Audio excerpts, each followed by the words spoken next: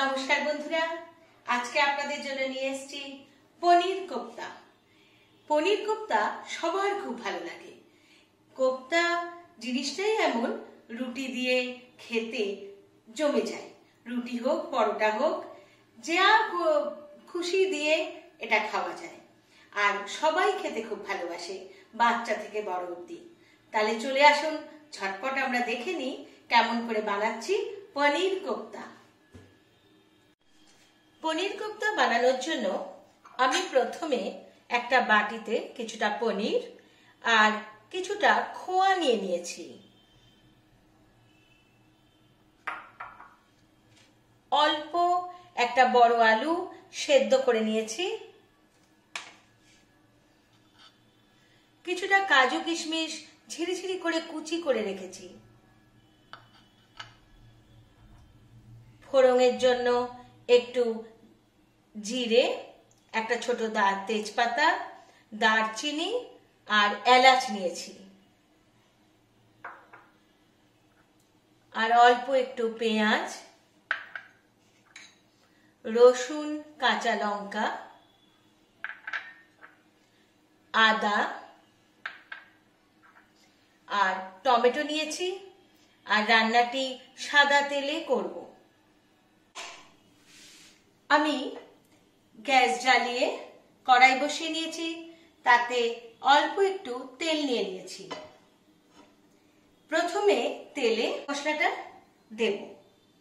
জিরে, তেজপাতা, এলাচ আর দারচিনি।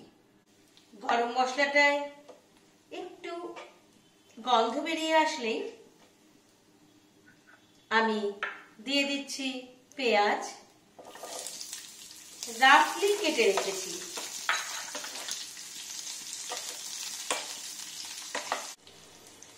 বন্ধুরা, আমার পেঁয়াজটা অনেকটা লাল লাল হয়ে এসছে, আধ ভাজা মতন হয়ে এসছে। এবার আমি টমেটোটা কাটা ছিল দিয়ে দিলাম। আর এই রসুন আর কাঁচা লঙ্কাটা একটু ভেঙে নেব যাতে ফুটে না আসে। আর এই রসুনটাও এর মধ্যে দিয়ে দিলাম। আদা রেখেছিলাম, তার থেকে একটুখানি আদা আমি ঝিরি করে, আর দুটো কাঁচা লঙ্কা কেটে রেখেছি আলাদা করে, এটা পরে নেব। আর বাকি আদাটা এর মধ্যে দিয়ে দিলাম।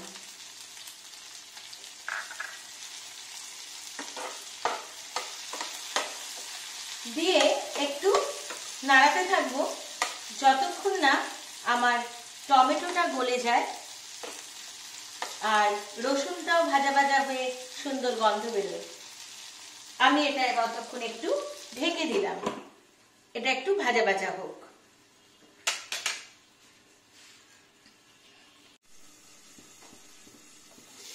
এবার আমি ঢাকনা খুলে দিলাম।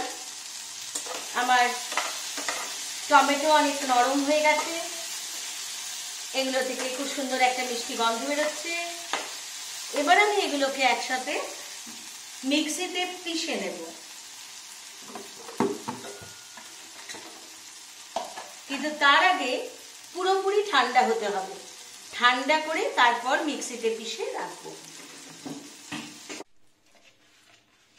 আলুটা খুব ভালো করে চটকে নেব যাতে একটু কোনো শক্ত অংশ না থাকে। পনিরটাকে চটকাবো।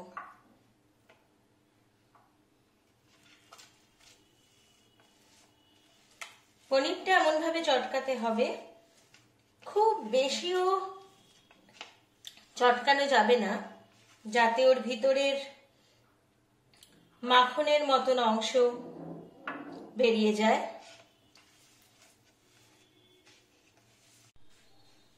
এবার আমি খোয়াটা নিয়েছি, খোয়াটা ভালো করে চটকাবো।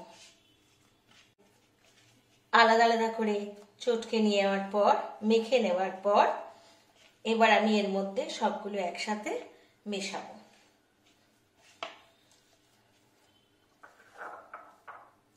ছানা,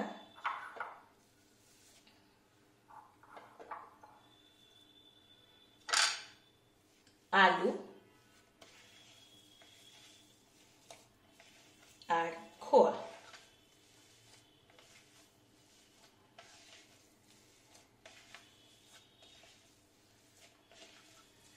এবার এর মধ্যে দেব সেই অল্প একটু আদা আর কাঁচা লঙ্কা ঝিরিঝিরি করে কেটে রেখেছিলাম, ওটাতে গন্ধ খুব ভালো হয়, সেইটা দিয়ে দিলাম। আর কাজু কিশমিশ করে রেখেছিলাম, কুচিয়ে রেখেছিলাম, সেটা দিয়ে দিলাম।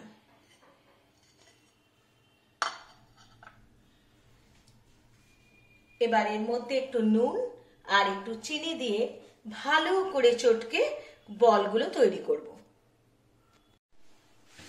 আমি এইভাবে গোল গোল করে এগুলো গড়ে নিয়েছি। এবার একটু করে ময়দায় নিয়েছি একটা জায়গায়, ময়দায় একবার করে নিয়ে আরেকবার করে চেপে দেব, ময়দা লাগিয়ে আরেকবার করে চেপে নেব যাতে এগুলো ফেটে না যায়। তেল আমার গরম হয়ে এসছে। এবার প্রথমে আমি একটা ভেজে দেখে নেব তেলটা কেমন গরম হয়েছে।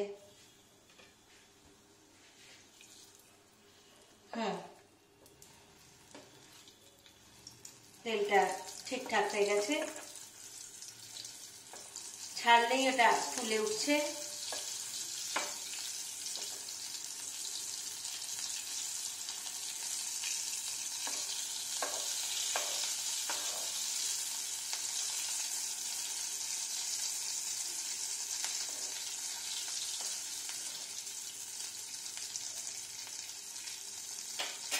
এবার আমি আস্তে আস্তে অন্যগুলো ছেড়ে দেব।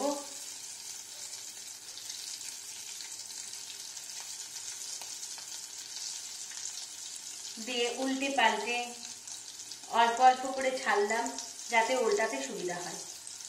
উল্টে পাল্টে লাল লাল করে ভেজে ভেজে তুলে নেব। গ্যাসটা কমিয়ে দিয়ে দিয়ে ভাজতে হবে যাতে ভিতর অবধি কোপ্তাগুলো খুব সুন্দর করে ভাজা হয়। আর কোপ্তা খুব নরম হয়, সেই জন্য গ্রেভিটা যে বানাবো গ্রেভিটা আলাদা করে রেখে দেব আর কোপ্তাগুলো আলাদা করে।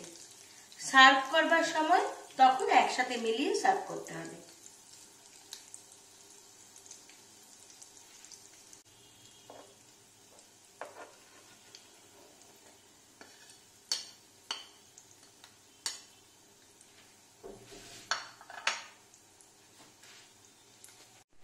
এবার আমি ভেজে ভেজে কোপ্তাগুলো তুলে নেওয়ার পর আমি ওই তেলের মধ্যে যেটা বেটে রেখেছিলাম মশলাটা সেইটা দিয়ে দিলাম।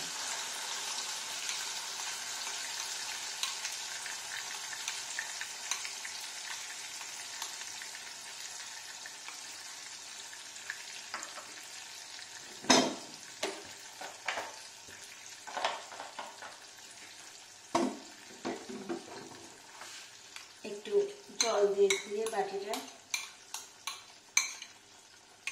দিয়ে দিলাম। এবার আমি গ্রেভিটা তৈরি করব। এর মধ্যে অল্প একটু হলুদ দিলাম, লঙ্কার গুঁড়ো দিলাম, একটু ধনে গুঁড়ো দিলাম আর অল্প একটু জিরের গুঁড়ো।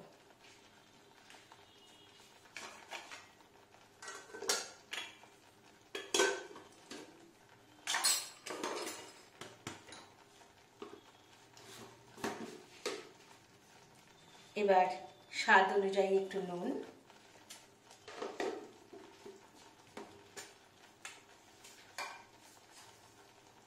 আর একটু মিষ্টি, যেহেতু কোপ্তা একটু মিষ্টি মিষ্টি খেতে হয়।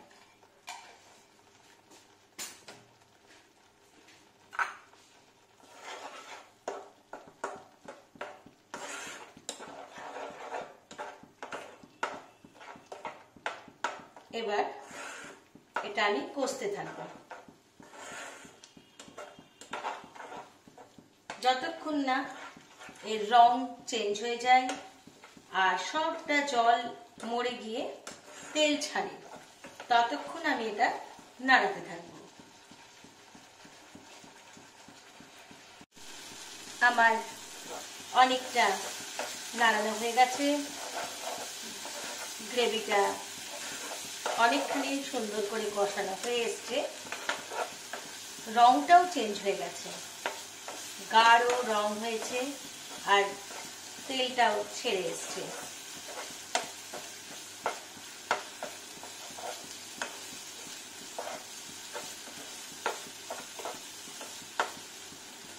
আগে যেহেতু পেঁয়াজটা রসুনটা ভাজা করা ছিল, সেই জন্য কাঁচা গন্ধ আর বেরোবে না।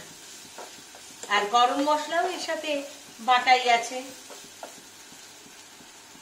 অল্প একটু জল দেব।